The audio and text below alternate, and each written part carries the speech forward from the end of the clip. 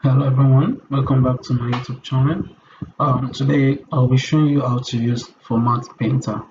If you want to copy text formatting from one section to another with just one click, let me show you how to use Format Painter.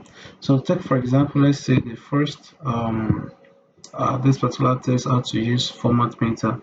So let's say it is styled in monotype Cursiva font. Then we use let's use red color for example. Now if you want this style, this particular format to be applied on step one, you don't need to say okay you want to highlight the text and repeat that. All you need to do is to highlight this particular format that you want to replicate on other text. Then you come to the home tab. I'm already on the home tab here. You click on the home tab, then you click on the format painter here. You tap on it once. Okay, it's activated now. You don't come in.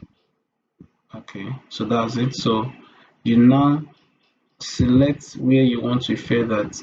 You select the text, you see automatically it has changed to that particular format. Okay, but you will notice that if I want to replicate it on this second step, I mean on the second text, it won't affect. Now to apply your format on different text or on multiple text, all you need to do is to, okay, let me undo this for example. So all you need to do, you want to replicate this, right? So you highlight the text, then you click on format painter twice. Okay, you tap it twice. Okay, so now let's format for step one. You can see that it is still active. And you can do for step two. Okay, you see, then you can do for step three. You see, so that is it. It is very simple. It copies font size, color, and even paragraph styles. So that is it.